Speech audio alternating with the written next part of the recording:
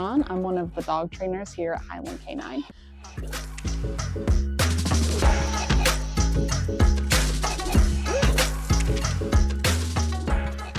And today we're going to talk about one of my favorite areas of dog training, which is detection.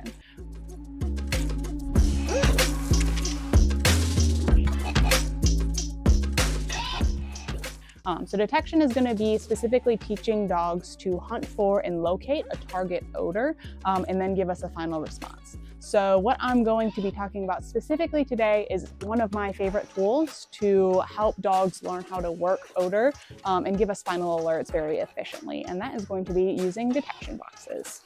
So this is one of our detection boxes. We actually make these in-house out of HDPE. So what's going to be great about this material when we're training detection dogs is it's not going to be very porous, so it's not going to hold residual odor as strongly as some other materials like wood might. The other great thing about it is that it's going to be very easy to clean. When we're training detection dogs, regardless of what type of detection we're going to be teaching those dogs to do, we do want to limit exposure to different odors, especially on the box that's going to have our target odor in it, so it's not to accidentally pair those odors together. So if I'm using Windex or like alcohol wipes or something like that on these boxes, I could accidentally be over time conditioning the dog to respond to that odor as well, which is not what I want. I want them responding only to my target odor, whether that be narcotics, explosives, bed bugs, if I'm training a conservation dog, whatever it may be. Another great thing about this is going to be the actually hole on top. So the advantage of this is when I put target odor in here, it's going to, as the odor is produced by whatever material, it's going to come out of the top of the box. So what is nice about that is as the odor is being produced, when the dog starts working these problems, it's going to be very, very simple for me to set up a pretty easy problem for dogs to work, because finding where the odor is coming from is going to be very simple. It's going to be very simple because it's pretty much pointed out by the box for the dog. So there's not really going to be, especially in the beginning of detection training, many questions in the dog's head as if they're as close to odor as they can get, because it's going to be really important that we want to continue to encourage them to get as close as they can to odor before they alert.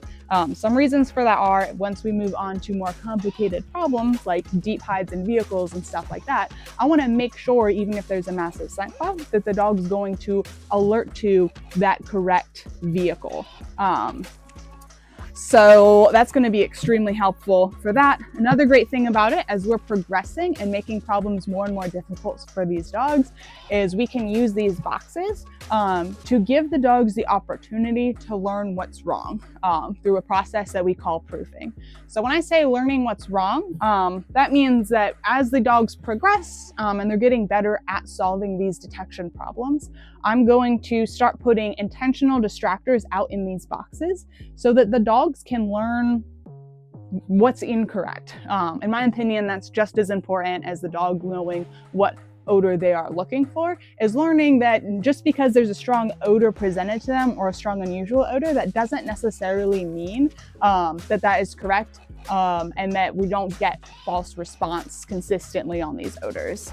So we'll put distractors out like food, toys, tennis balls is a big one, because that's what we reward a lot of the dogs with. Unusual, strong scents that's going to be different or incorrect from what we're teaching this dog to find. So the more variety, the more tricky, the more unusual of a distractor I put out here, the stronger of a detection dog I'm going to build over time. And it's just going to be a matter of slowly incorporating, slowly adding more boxes, slowly adding higher and higher value distractions, so that dog has the opportunity to test what does and does not work. And giving the dog the freedom and the movement kind of to do that and figure out for themselves how to get paid will build really strong detection dogs over time, whether it be in the beginning of training or over the life of the dog as we're proofing. Another thing I'm a really big fan of as far as using boxes is it's a huge visual cue on what game we're playing, especially when I am training a young dog, because these are pretty unique looking.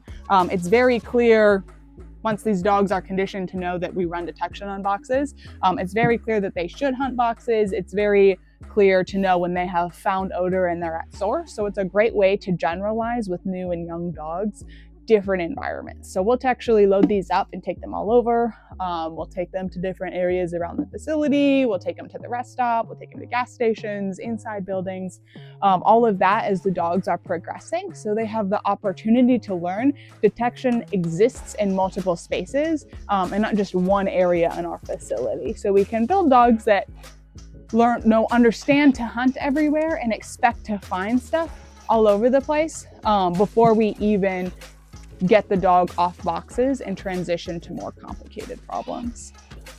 It's also really helpful because it is a huge visual cue with the proofing to proof those different distractions. So if dogs get distracted by other dogs, other animals, stuff like that, implementing the boxes can help a lot to get the dogs to understand to hunt in the presence of those distractions as we make it more complicated, and maybe either start moving the box closer to the distraction or implementing more and more distractions so the dogs learn to work consistently, because we live in an exciting world and that can be hard for young dogs. So one of the great things about the material of these boxes is they hold up really, really well, especially with some of our really high drive, really intense dogs.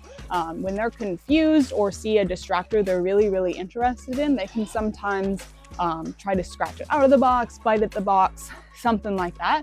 And what's great about these boxes is we can give the dog space to actually test those behaviors, regardless of what they're going to be trained to do. If I allow them to try that behavior and they don't get what they want, it's going to decrease the chances of that happening again tremendously. So when I've got young, crazy Malinois and I don't want them scratching on a vehicle, having a tool that can hold up to their scratching and they do not get paid for it is going to help a lot in just eliminating that behavior completely, because they're going to understand that doesn't work and doesn't get them what they want. Or sometimes I'll see the same thing happen when we put out tennis balls, toys, stuff like that for the first time.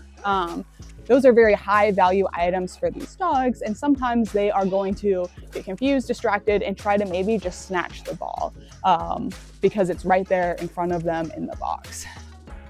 The huge advantage of heavy duty material is as the dog's testing these behaviors, maybe trying to pull like the ball out of the box, they physically can't do it.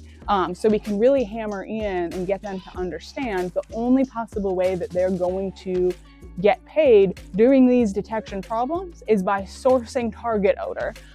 Nothing else needs to matter to them. The only thing that they should be thinking about and worried about is going to be that target odor. And this is all going to be something we're going to build up to.